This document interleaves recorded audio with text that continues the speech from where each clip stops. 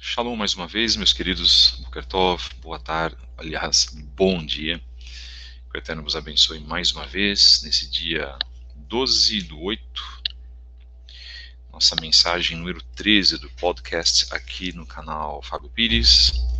Agradecemos aos irmãos que já estão acompanhando conosco esse trabalho, que já acompanharam os demais trabalhos que foram veiculados aqui, os 14, né? Na verdade os 13 trabalhos foram colocados, porque tivemos uma mensagem de abertura, hoje a mensagem número 13. O nosso tema hoje, um tema muito específico, quem eram os seguidores de Yeshua, parte 3. Agradecemos a todos vocês que estão conosco, a todos que fazem parte desse trabalho, porque esse trabalho não é meu.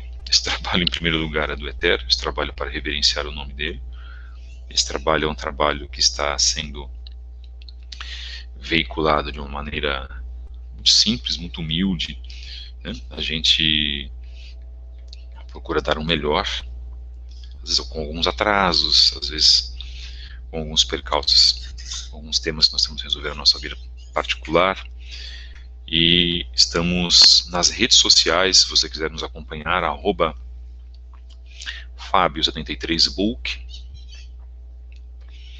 Estamos também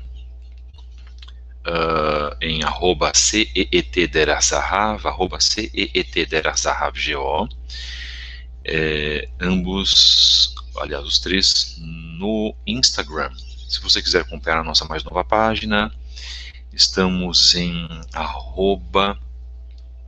@relacionamentos da Torá, com H no final, também no Instagram. Estamos também no Twitter, Fábio73B, com mensagens diárias. Nós atualizamos todos os dias as nossas mensagens, veiculamos o trabalho que nós temos aqui também.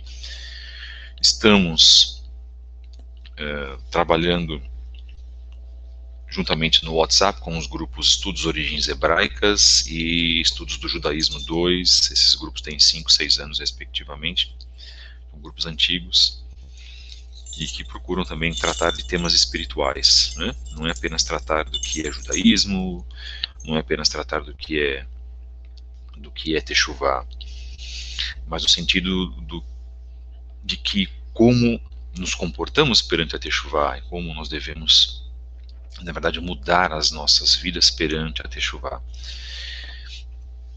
Estamos também aqui no canal Fábio Pires, no YouTube, com muitas mensagens. Nós temos, acho que, um pouco mais de 70 vídeos desde 2012, e com os temas mais importantes que eu destaco nesse canal, que é o programa As Vozes da Teshuvah, que foi realizado lá em 2018. Então você tem uma série lá de 13 programas, onde você pode verificar através dessa série, e modéstia à parte, bem feita, porque não fui eu que fiz, na verdade foi o nosso editor, né, o Francisco Ben Yosef. Eu devo, abaixo do Eterno e abaixo de Yeshua, eu devo a ele por ter feito esse trabalho. Acompanhem lá também nesse canal o programa As Vozes da Teshuvah. Agradeço aos irmãos que estão aqui conosco, e o nosso tema hoje então é quem eram os seguidores de Yeshua, parte 3. Bom, eu vou fazer uma declaração de algo que eu vi ontem no canal de uma pessoa, né? E eu fiquei profundamente aborrecido, porque essa pessoa disse que a salvação é algo muito simples. A salvação é algo muito compreensível, e você requer nem prática nem experiência para herdar a sua salvação, num discurso tipicamente católico protestante, né? Será que a salvação é simples mesmo? Será que servir ao Eterno pelo testemunho de Yeshua é tão simples assim? Vamos ver então o que diz lá no livro de Matityahu. Antes faremos a nossa brachá, a nossa oração, pela leitura da Brit Hadashah, que diz assim: Baruch atah Adonai Eloheinu melech haolam, asher natan lanu et Yeshua bincha kemeshichenu goalenu, moshenu kapohatenu, va'adonenu ve'et sifrei Brit Hadashah le'amenu lechol hamim. Baruch atah Adonai noten Yeshua b'Yeshua HaMashiach. Disse então o nosso Messias, o nosso Rabi, o nosso Rabino: entrai pela porta estreita, porque larga é a porta e espaçoso o caminho que conduz à perdição, e muitos são os que entram por ela. E porque estreita é a porta e apertado o caminho que leva à vida, e poucos há que a encontrem. Bom, irmãos, se o próprio Yeshua disse que a porta é estreita e apertado o caminho que leva à vida, isto é, apertado o caminho que leva à salvação, então cai por terra o fato da pessoa ter colocado de que a salvação é muito simples. Não é, irmãos. A salvação ela é conquistada e ela é mantida, como eu coloco, né? Mantida, preservada todos os dias. Então, todos os dias você vai dar provas, sim, para o eterno, a respeito daquilo que você precisa realizar na sua vida. Então, quando nós achamos que, na verdade, tudo aquilo que nós estamos fazendo está correto para o eterno, é aceito pelo eterno, nós estamos caindo num engano gigantesco. E pelo fato de uma mensagem atrair mais do que outras, é o fato de uma mensagem ser mais contundente e mais comprometedora do que outra. E hoje as pessoas não querem ouvir mensagens comprometedoras, mensagens que na verdade vão evidenciar o erro delas mesmas, o pecado delas mesmas, os nossos pecados, né? Então, em trazendo assim, em pensando assim, eu me questiono o que leva uma pessoa a dizer que a salvação é simples e de que não precisam ser cumpridos conceitos, de que essa coisa de cumprir Torá é uma grande besteira, essa coisa de cumprir a lei que foi dada lá na Israel antiga, isto é uma redundância, isso é algo que não é necessário, isso é algo que não vai trazer bênçãos para as nossas vidas.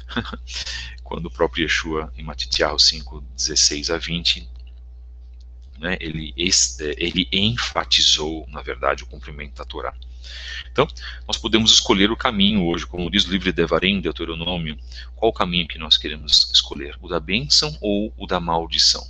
Então, o trabalho desse podcast também é trazer reflexões, como sempre eu digo, para que as pessoas possam, né, refletir sobre os temas que elas ouviram antes no sistema católico protestante, como eu sempre costumo dizer há um bom tempo, e trazer também, dentro dessas reflexões, irmãos, uma mudança de vida. Então, não sou eu que vou fazer alguém mudar, como não foi ninguém que me fez mudar, né, mas foi a atuação da Ruach HaKodesh, a atuação do Espírito do Santo para as nossas vidas. Então, irmãos, é fundamental que a gente, ao ouvir uma mensagem, a gente possa trabalhar essa mensagem no nosso coração. Os nossos podcasts estão gravados, vocês podem também observar, né, aquilo que é colocado nas mensagens até o dia de hoje, até essa mensagem de hoje, passe para outras pessoas, deixe o seu like também aqui, lembrando que esse canal não é monetizado, não temos esse interesse, aqui você não vai ver propagandas, inclusive, que atrapalham, né, o estudo, atrapalham também a nossa pesquisa, atrapalham também a nossa mensagem. Quem eram os seguidores de Yeshua? Essa é a parte 3, nós fizemos uma parte 1, a parte 2, falamos sobre os Netzarim, chamados de Netzarim, né? Desde o livro de Yeshayahu, de Isaías, significa os guardiães da Torá, aqueles também que trazem a novidade da Torá, aqueles que são responsáveis, zelosos pela Torá, broto, raiz também o significado.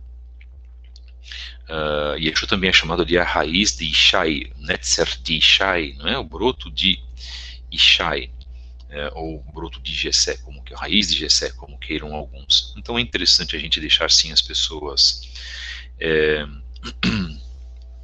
as pessoas cientes dos termos em hebraico para que elas possam aprender. Tá? E nós vamos fazer isso, nós vamos trabalhar isso, porque nós prezamos pelo aprendizado das pessoas. Aqueles que, infelizmente, acham isso desnecessário, pode manter as suas posições, mas o canal ele vai prezar realmente por isso. Né? Vamos então observar, nós estamos trabalhando com a obra do Tzadok Ben Derer, lá na página 24, sobre os nazarenos, né? Nós vimos que havia então 3 grupos: o grupo dos judeus, o grupo dos judeus crentes em Yeshua,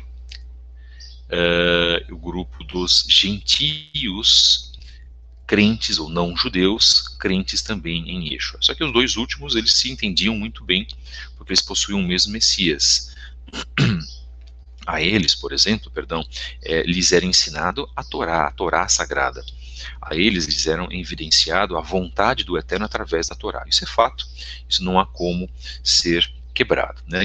A história diz isso. Então a gente preza também pelo seguinte: se você vai apresentar argumentos a respeito daquilo, como eram as congregações primitivas, aponte evidências históricas. Porque se você vai trabalhar com achismos, como nós temos muitos achismos, e esse trabalho nosso vem quebrar um pouco essa coisa dos achismos, né, tão presente nas redes sociais, a gente vai trazer aí reflexões, menções de obras e livros, trazer o aspecto histórico para a sua fé. Isso é fundamental. E depois nós vamos descobrir um 4º grupo, que vai ser a sequência desse trabalho, muito provavelmente na sexta-feira. Então diz assim essa página, a página 24, a gente vai fazer a leitura e vai fazer o comentário. Ora, se os Netzarim eram adeptos do judaísmo, conclui-se com facilidade que o cristianismo oficializado pelo catolicismo romano, lá em 300, no século IV, né, vamos colocar assim, não representa a religião praticada pelos originais seguidores de Yeshua. Por sua vez, o protestantismo e as atuais denominações evangélicas também não expressam a fé original, salvo raras exceções, visto que seguem inúmeras práticas e dogmas estabelecidos pela Igreja Católica. Então nós vimos isso. Quais são os dogmas da Igreja Católica que o protestantismo segue? Isso é um fato, irmãos, é uma evidência fortíssima. Não há como nós sairmos disso, né? Não há como nós nos retirarmos disso. Então, primeiro, a substituição do Shabat pelo domingo. Isso foi colocado, foi determinado pela Igreja Católica Romana. Irmão, nós falamos de calendários, né? O Shabat que eu sigo é o Shabat do sábado dentro do calendário gregoriano. Sim, puxa, irmão, mas como? Sim, é o que nós podemos fazer. Há outros 4 calendários, há outros 3 calendários, são 4 calendários de pessoas que seguem o Shabat de formas diferentes. Então, o que eu vou fazer? Eu tenho um calendário gregoriano, sim, alterado, que mexa nos tempos, nas leis, nós estamos conscientes disso, irmãos. Mas isso não pode servir de justificativa para não se guardar o Shabat, como eu ouço alguns amados irmãos falarem, inclusive. Mas Baruch Hashem, deixe eles com as suas posições. Então, o que houve, na verdade? Se você tem um 7º dia, mesmo dentro desse calendário, ele precisa ser cumprido. Mas você não vai fazer isso de uma maneira aberta ou de uma maneira, vamos dizer assim, direta, do dia para a noite. Não é isso que nós estamos colocando aqui na nossa mensagem. A nossa mensagem, na verdade, é uma mensagem qual vai trazer uma reflexão e vai fazer com que você, pela atuação da Ruach HaKodesh, possa tomar a decisão correta, que foi o que aconteceu comigo. Eu fiquei 9 meses em 2011, desde o final de 2010 até 2011, aguardando pela resposta do Eterno para isso, sendo que o mandamento, irmão, estava embaixo do meu próprio nariz. Eu falo isso hoje muito tranquilamente, porque foi algo que eu fiz na dependência do Eterno. Então nós dependemos dele. Se nós dependemos do Eterno, nada mais correto que nós deixarmos as nossas vidas nas mãos dele. E ele vai tomar a decisão por nós. Só que aí havia uma diferença grande. O mandamento ele existia, ele sempre existiu. Era eu que, com a minha mente cauterizada, influenciada por um sistema do qual eu fazia parte, influenciado por um líder que falava que guardar o sábado era uma grande besteira, não era necessário, de que Cristo quebrou isso na cruz. Isso é falácia, irmãos. E um representante da Igreja Católica, num vídeo recente que eu assisti, disse que os cristãos que guardam o sábado praticam uma aberração. Percebam o nível que nós estamos chegando no final dos tempos, que era aquilo que foi narrado realmente em 2 Timóteo. Então, para um sacerdote dizer que guardar o sábado é uma aberração, né, guardar o sétimo dia é uma aberração, e colocando isso na defesa para com o domingo, irmãos, isso é muito, mas muito grave. Foi isso que a Igreja Católica Apostólica Romana fez com as nossas vidas. Então, o que nós precisamos fazer, então? É o que nós defendemos, é o retorno. É esse retorno, como nós lemos lá em Irmiarro, capítulo 6, versos 10 até o 16, né? Ou mais especificamente versos 10 até o 19, onde o profeta conclama que o povo volte às suas raízes hebraicas, volte às práticas antigas da Torá. E é isso que é a Teshuvá, voltar às práticas da Torá. Voltar à prática da doutrina de Avraham, Isaac e Yaakov, e não voltar à prática de Martim Lutero, ou à prática do Santo Inácio de Antioquia. Isto, sim, representa um erro gravíssimo para as nossas vidas. Onde as escrituras, elas dizem, elas estão embasadas, elas são verdade absoluta para nós, e nós insistimos em fazer o contrário. Então vamos continuar. Agradecemos os irmãos que estão conosco, os irmãos que estão nos dando um olá, shalom, shalom para todos vocês também, meus queridos. Número 2, a abolição das festas bíblicas, como está marcado em Vaikra 23, Levítico 23, substituindo-as pelas festas pagãs. Então você sabia que há festas bíblicas para serem cumpridas? Nós vamos falar sobre isso também. E onde esse sistema católico protestante imputou para você e para mim que fazer isso antes, festas paganizadas. Então vamos falar Natal, a Páscoa, festas juninas ou festas julinas, o que os irmãos decidirem, até as celebrações Dia dos Pais, Dia das Mães, Dia da Criança. Irmãos, e são todos temas resgatados da Babilônia, de Babel. Então o que nós temos, na verdade? Que fazer essa restauração mental, essa restauração psicológica em todos os níveis. E acima disso, isso é uma restauração espiritual. E se nós temos esse compromisso em fazer essa restauração espiritual, nós estamos automaticamente fazendo o quê? Obedecendo a palavra do Eterno. Em obedecendo a palavra do Eterno, nós estamos cumprindo, na verdade, os seus mandamentos. Vamos lembrar que Yeshua disse: se me amais, guardais os meus mandamentos. Isso é fundamental. E é isso que nós defendemos aqui, por exemplo. Eu acho, irmãos, que muitas das vezes nós temos todas as evidências e o que nos falta é coragem para fazer o cumprimento das mensagens, aliás, o cumprimento dos mandamentos.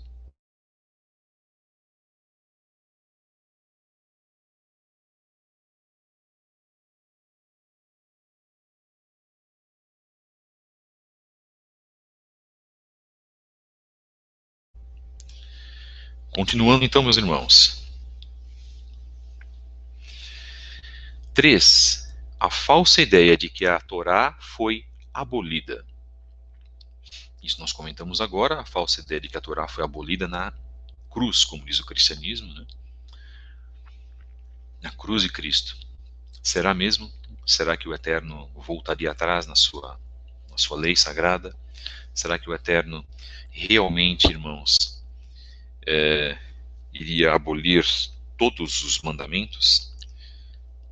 Porque para muitos, infelizmente, quando se fala em Torá, eles não imaginam que a Torá já se inicia com os 10 mandamentos. 4. A teologia da substituição, que defendia a substituição de Israel pela igreja nos planos do Eterno. Este é um dos mais ardentes e veementes temas defendidos pelo sistema cristão, pelo sistema católico protestante. Então o Eterno não volta atrás, ele não vai deixar a sua nação luz, Aí algumas pessoas perguntam, mas mesmo essa Israel?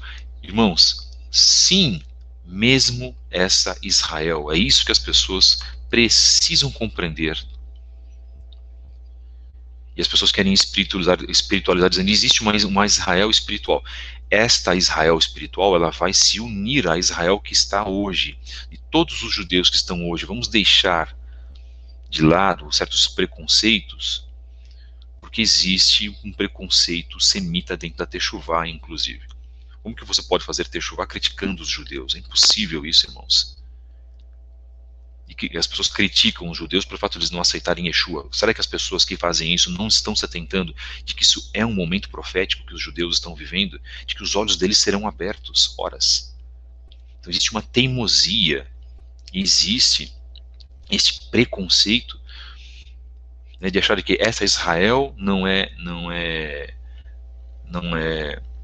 válida para a proteção do Eterno. Aí a pessoa desconhece a história, desconhece a Guerra dos 6 Dias, por exemplo, de forma mais moderna, de que o Eterno protegeu Israel contra os egípcios, e de fatos sobrenaturais narrados até mesmo pelos egípcios que viam anjos com os membros do exército de Israel, que é muito menor, inclusive, do que todo o exército do mundo árabe. Então não há maneira de substituição, não há maneira sequer, não passa isso sequer pelo pensamento do Eterno, em substituir Israel pela igreja. Muito pelo contrário, nós que fazíamos parte antes, né, dessa igreja, como eu estava dentro do cristianismo, que entramos e fazemos Techuvá e vamos nos acoplar, a gente vai se moldar às determinações daquilo que foi dado para Israel. Esse é o grande ponto. E os judeus, por sua vez, vão ter a revelação de que Yeshua é o Mashiach. Tantos e tantos judeus agora, nos últimos 20, 25 anos, inclusive, já havia antes, mas hoje mais ainda, tendo a consciência de que Yeshua é o Mashiach. Ora, irmãos, por que nós vamos falar, então, de que essa Israel não é válida? Ainda com todas as mazelas, com todos os problemas, secularismo de Israel, claro que ela é válida sim.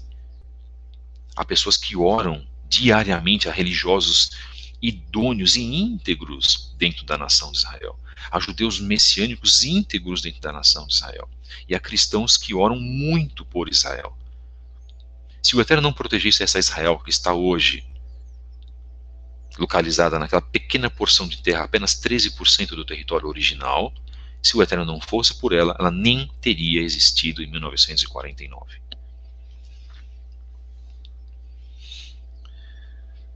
Bem, os nazarenos, ou da seita do caminho, acompanham aquilo que nós comentamos nos outros podcasts, eram praticantes do judaísmo e assim permaneceram, não mudando a fé original, ainda que vitimados pela rebelião gentílica de Inácio, ao criar uma nova religião, o cristianismo.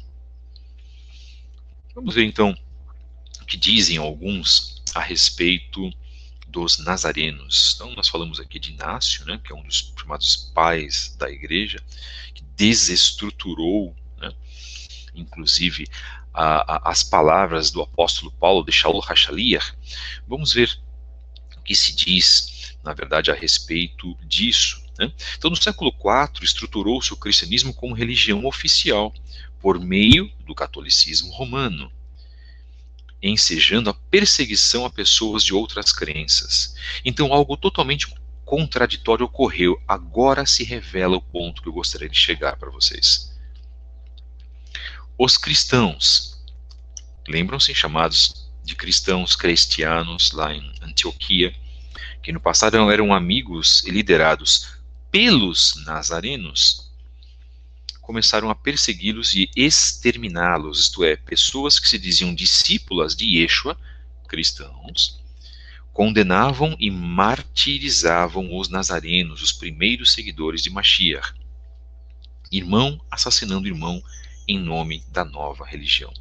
Vamos estabelecer um padrão aqui, irmãos. Havia então aqueles que reconheciam Yeshua como Messias, que tinham todas as práticas judaicas, e havia aqueles que reconheciam Yeshua como Messias e que rechaçavam as práticas judaicas chamadas de cristãos. influenciados pelos pais da igreja, por Inácio, por Tertuliano, Epifânio de Salamina e assim por diante. Aqueles que eram perseguidos nas arenas não eram os cristãos. Os perseguidos nas arenas eram os Netzarim, os nazarenos. E muitos dos cristãos, isto é, aqueles que serviam a religião de Flávio Constantino, estavam inclusive nas arenas observando a morte deles. Por quê? E os irmãos podem se chocar. Porque eles eram produto da rebelião dos pais da igreja contra as lideranças judaicas nas congregações primitivas. E os nazarenos que iam para as arenas eram aqueles que se mantiveram o quê? Firmes na fé, guardando o Shabat, guardando as festas, apoiando a Torá, apoiando as leis dietéticas marcadas em Levíticos, tudo aquilo que as escrituras colocavam, e que não cederam à pressão de Flávio Constantino. Que interessante. Olha que cenário mais interessante que nós estamos escrevendo aqui. Não é esse o cenário que nós temos hoje? E eu vou dizer algo aqui muito importante para vocês, meus irmãos. Haverá sim cristãos que vão colocar a marca da besta, que podem denunciar você se você não fizer isso. Haverá cristãos que se diziam antes servos do Eterno e que vão denunciar aqueles que servirem ao Eterno de maneira com excelência, que é aquilo que nós queremos fazer.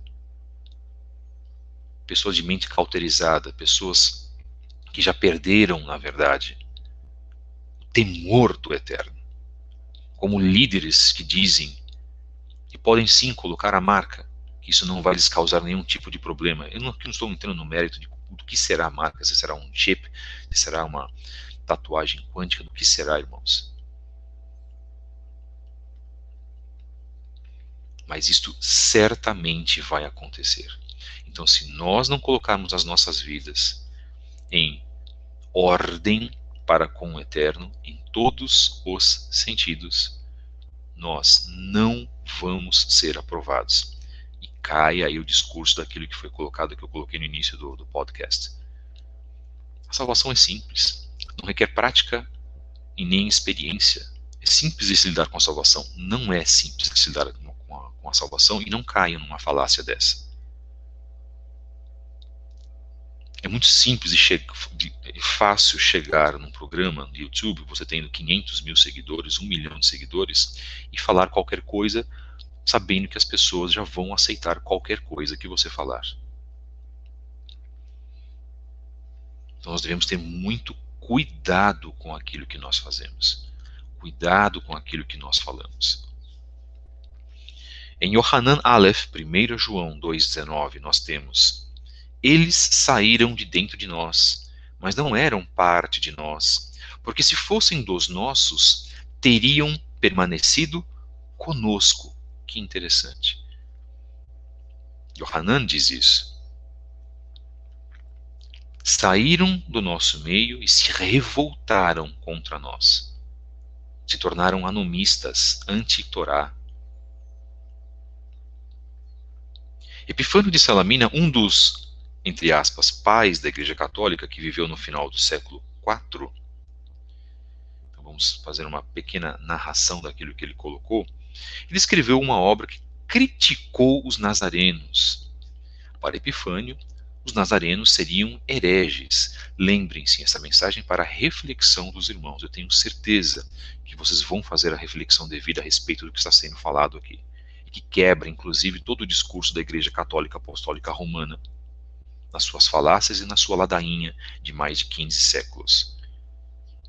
Para Epifânio, os nazarenos seriam hereges. Contudo, sabemos com toda certeza que os primeiros discípulos de Yeshua não foram ímpios, mas sim homens tementes ao Eterno.